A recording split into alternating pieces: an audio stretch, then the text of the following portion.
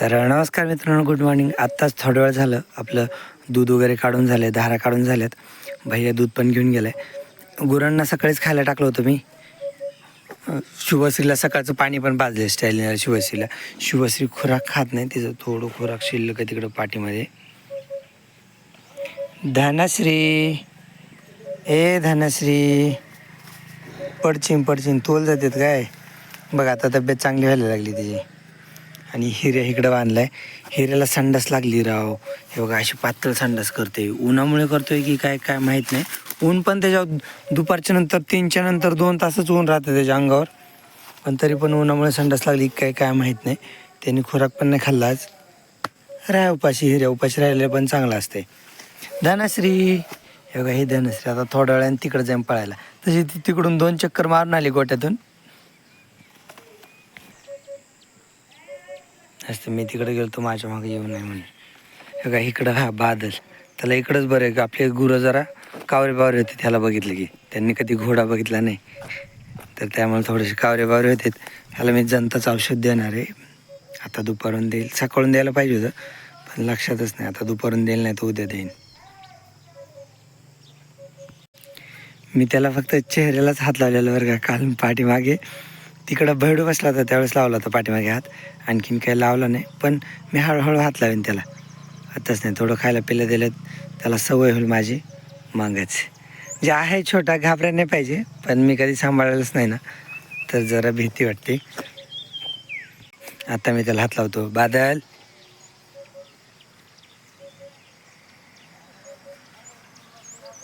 शांत राह. तसं ते शांत आहे.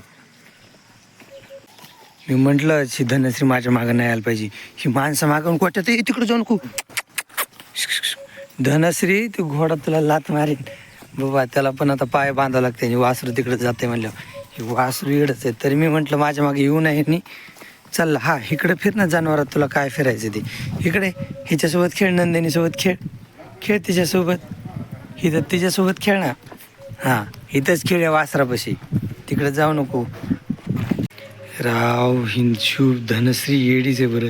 त्या घोड्याकडे कशाला जाते काय की, त्याच्यामुळेच त्याला हां ते पण कावर बावर होते ह्या गुरांना बघून. आणि धनश्री विनाकारण तिकडे जाते. तिची पायच बंद आहे. शुभश्री लगेच दे ती कुठे गेले की. लहान पिल्लं लय पळते, पण ते घोडा लात मारीन ना. घोड्याचे पाय बांधणार आहे मी,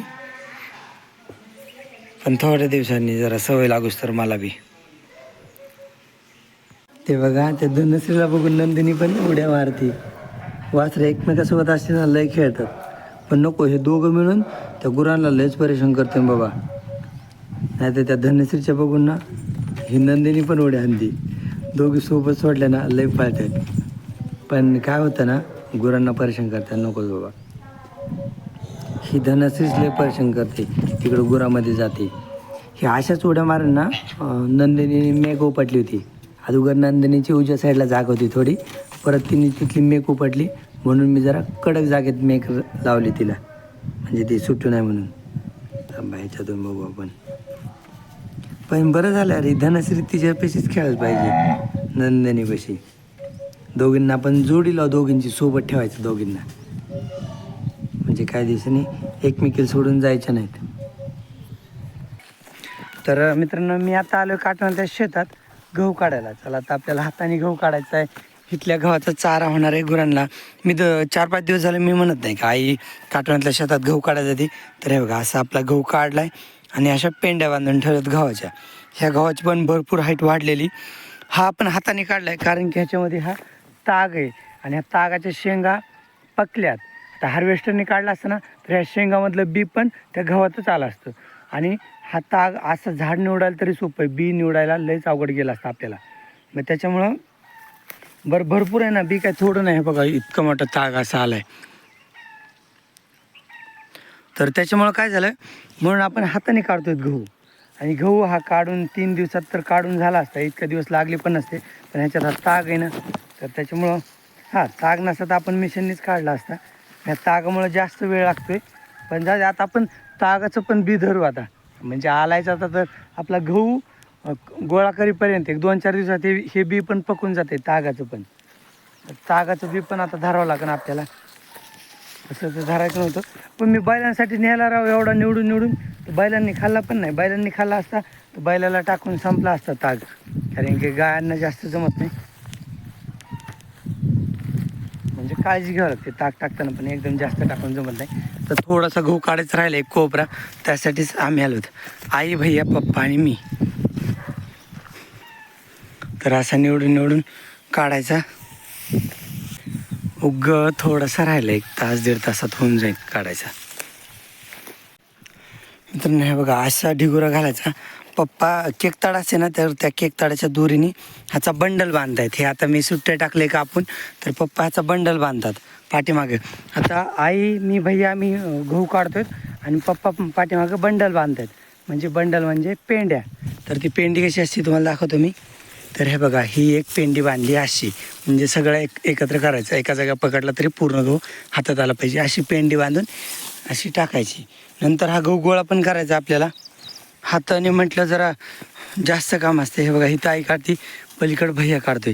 पण ह्याच्यातला काढायला वेळ लागतो बरं का. ह्याच्यात ताग आहे, तर ह्या तागामुळं वेळ लागतोय. नाही तर 3 दिवसात तर गहू झाला असता महागच काढून. पण उत्पादन चांगलं निघते बरं का. ह्याची कुडी बघा. आता आपण ह्याला फक्त एकदाच पेरतानाच खत टाकलो, त्याच्यानंतर काहीच केलं नाही. पण कुडी वगैरे छान आहे, मस्त आहे. गहू जाड नसतो, लांब असतो, तर त्याच्यामुळे कुडी वगैरे छान आहे. ह्याची उंची, हाईट पण छान झालेली. हाईट आता कमी झाली, म्हणजे जरा अशा मानाखाली टाकल्यात ना, तर त्याच्यामुळं. पण मी आधी दाखवली होती तर खांद्याला लागत होता हा पण गहू, म्हणजे हाईट पण चांगली झाली आणि आलाय पण चांगला. हा गहू पण आपल्याला चांगला होईल, चांगला उतर पडेल ह्याला. यार मला एक गोष्ट कळा नाही, आपल्या गुरांना संडास का लागली यार. स्टॅलिन पण पातळ शेण टाकायला लागली, तिथं वासरू पातळ शेण टाकतंय, हिऱ्या पण पातळ शेण टाकतोय. हिऱ्या तर लयच बुळकुंडी लागली बाबा. हिऱ्याला नुसतं सगळं पातळच टाकतोय. धनाश्री माझ्या बाबा सकाळ संध्याकाळ उड्या मारती, दिवसभर सावली असता, नुसतं आराम करायचा, झोपायचा. तरी व्यवस्थित झोपत रे बाबा, म्हणजे बसती आणि अशी मान टाकून बसल्या जागा झोपते. आपली नंदिनी तर पायच लांब होती, डायरेक्ट 4 पाय लांब होती, सनाट झोपी जाते. आता हिरे आहे ना, हिऱ्याला ह्या कडीपत्त्याच्या झाडाला बांधलंय धनश्रीच्या अलीकडं.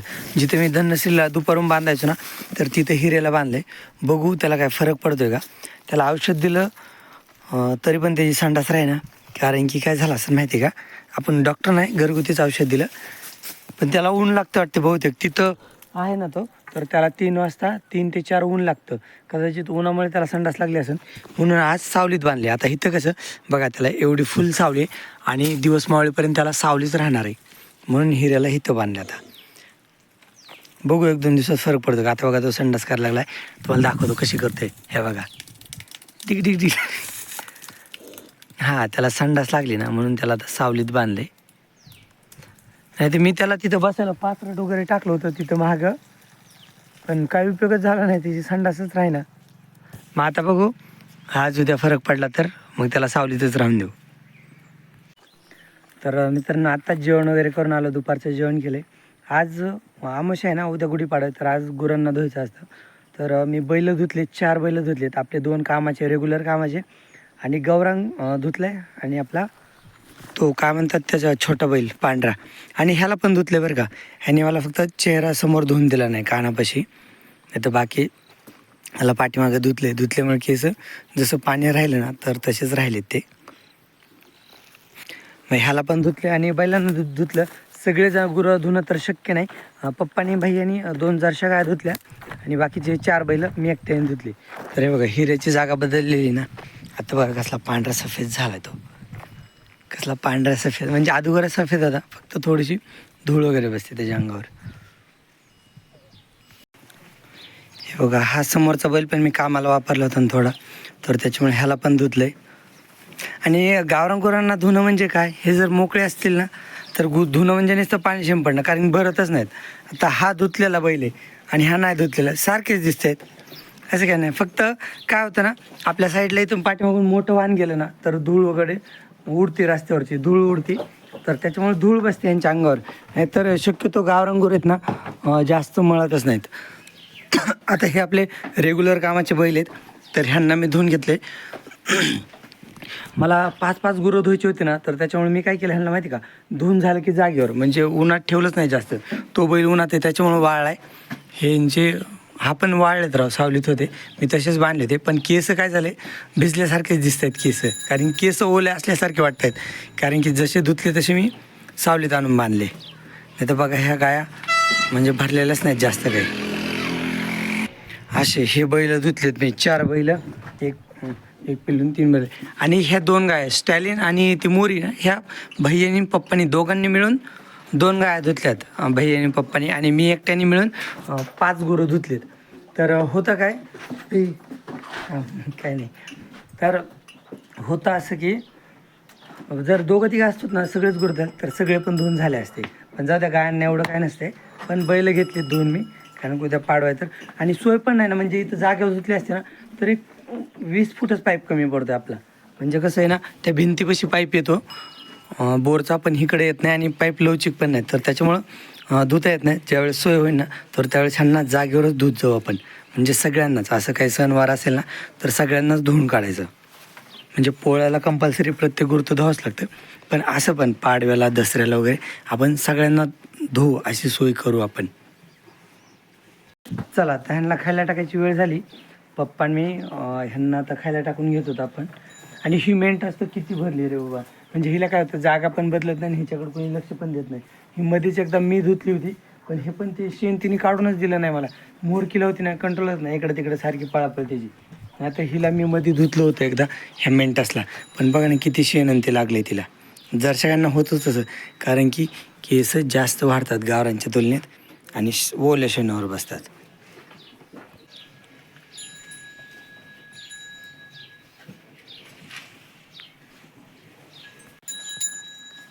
शिजत चालू निवांत दुपारचा आराम. रवंत करते आता, खायला टाकायचं उठं नसते. गव्हाण झाडाची तसंच टाकायचं हो. आता चालूच ह्यांना खायला टाकायचं. गव्हाणी चाल खायला टाकले. पप्पा तिकडं पलीकडं गावरांगला ज्ञानला खायला ठेवत आहेत. कुट्टी आता मी भरपूर करत असतो. हे बघा हे 1 कॅरेट नेऊन टाकलं तिकडं, एवढी शिल्लक कुट्टीच आहे, ही संध्याकाळी खायला टाकायची. म्हणजे मी जेवण वगैरे केलं एकदा राऊंड मारतो ना, ज्यांची कुट्टी खाऊन झाली त्यांना टाकायची. नंदिनीला नाही टाकत, तिला तिकडे नेऊन बांधलेलं असतं ना, थोडंसं खुराक टाकायचं. देऊ का हे कॅरेट?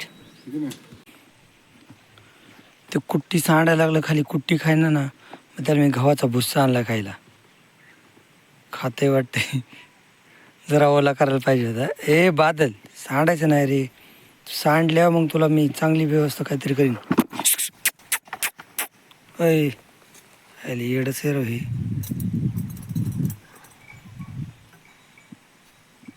ह्याला असं कोण खाते? ऐ ऐ हे बाद सर माग थांब, काठी घेतो तुला. काठी सुद्धा ऐकत आहे सर.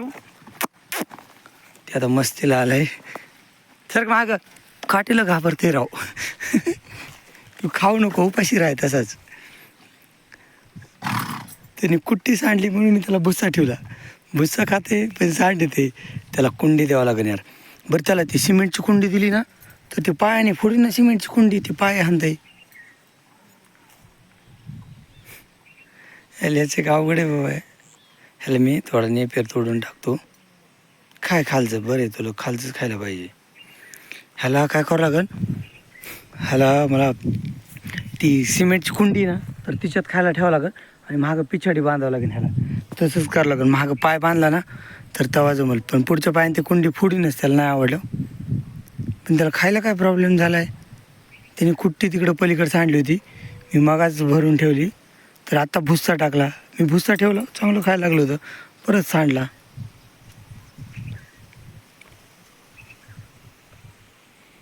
हे लाडो इकडं इकडं. ती आता चालायला लागली ना, वस्तू पण इकडं तिकडं पळती सारखी, एका जागेवर राहतच नाही, तेव्हा अशी पुढं सरकती. लाड श्रीजी श्रीजी चल ये इकडे, ये इकडे, इकडे इकडे चल इकडे.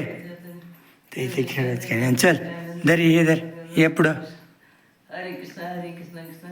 ती आता सगळं घरभर फिरते, तिला तिकडे ठेवलं होतं ते खेळण्याकडं, तिला हा ते की तिला नादीला रडायला लागते. हे सुतळ की म्हटलं तिला, नादीला रडायला लागली.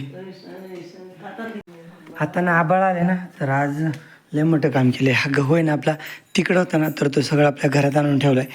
हा आणखी नीट करायचं राहिलं आहे. ह्याच्यात ज्या कुड्या आहेत ना तर ह्या कुड्या वेगळ्या काढायच्या राहिल्यात, कुड्या वेगळ्या करायच्या राहिल्यात. हा आपला हायब्रिड गहू आहे, म्हणजे आंब्याच्या शेतातला, मोसंबीच्या शेतातला गहू आहे. आणि तो पलीकडे ठेवला आहे तो बनसी गहू आहे, तो पलीकडचा बनसी गहू आहे. आणि हे गहू आपण इकडं आणून ठेवलेत म्हणजे घरात, कारण की आता आबाळले आलो आहे ना आणि कुठे कुठे गारपीट पण चालू आहे, तर त्याच्यामुळे तो गहू सगळा आणून ठेवला. आता अवतरच झाला असं वजे वाहू सगळं भैयाने मी वाहून आणलं आहे. शिवश्री हिऱ्याचं काय चाललं आहे? हिऱ्या कुट्टी खाल्लीस का रे? हो खाल्लीस, थांब लगेच टाकतो तुला. मी तर शिल्लक कॅरी ठेवलंच होतं ना, त्याला कुट्टी लागन मला माहीत होतं. थांब मागं सरक थोडासा. चल तर बादल्याला थोडी टाकतो बाबा, तो तर कमून खात नाही काय माहिती. ते यार त्यांनी मस्ती करून करून त्याच्या गळ्यातला कंडा ढिला झाला थोडा, त्याला थोडीच एवढी कुट्टी टाकतो, खायला पाहिजे त्यांनी. उष्ट राखतो मालक तर म्हणला काही पण खाते बाबा, काही पण खातोय काही पण. चल बादल हे इकडं, आता गुपचूप खा बघ, पाठी सांडली ना मग बघ तुला परत काय ठेवणार नाही, मग उपाशीच राहशील तू. गुपचूप खा ना. तो काय करतो, नाही आवडलं सांडते ते पायाने हाणते यार, त्याच्या नाक्याने ती पाठी फुटन, सिमेंटची कुंडी फुटन. बहुतेक त्याला कुट्टीची सवय नाही का काय काय माहिती. त्याचा मालक तर म्हणला काही बी खाते काही बी खाते, लय भारी. आणि ते इथं तर खाय ना का नवीन जागा आहे म्हणून तसं करतोय, मला कळा ना काय. त्याचा कंडा एकदा फिट करून घ्यायचा आहे राव. चला हिसकी करते पाटील. चला आता मी जातो, तो खाईन नाही तर राहीन. त्याने हे सांडलं ना त्याच्यावर मग परत त्याला खायलाच नाही टाकणार, कारण की एक तर गुरं लय मोठे आहेत, मग ते गावरा नाही ना खायला पाहिजे त्यांनी काही पण. एक तर गुरं लय मोठे आहेत, खायला कमी आपल्याकडं. शिवश्री धनश्री कसा आराम करते, शिवश्रीने खुराक खाल्ला नाही तर तसंच आहे तिचं खुराक. आता डबल ताडपत्रीने हरभरं पूर्ण झाकून घेतलंय. तिकडचे गहू सगळे घरात नेलेत, ते सगळे मीन भाई यांनी वाहून घरात नेलेत गहू. आणि हरभरं झाकून ठेवले. आबाळ बघा ना कसलं काळं भर आबाळ आले. तिकडं खाली उतरल्याने वाटते ना आबाळ, तर तिकडं पाऊस पडतोय, विजा पण भरपूर चमकतायत. चला गुरांना गोठ्यात बांधलं म्हणजे बांधायचं थोड्या वेळाने की मग काम होते पावसाचं. आता आपला गहू तर भिजणारच आहे, काटवातल्या शेतातला गहू आणि ज्वारी हे दोन कामं आपले भिजलेच. आता पाऊस आणि 100% येणार आहे. एवढा आबाळ आल्यावर पाऊस हुकणारच नाही, पाऊस येणारच. त्याच्यामुळे काटवातला गहू आणि आपली ज्वारी भिजलीच म्हणायचं.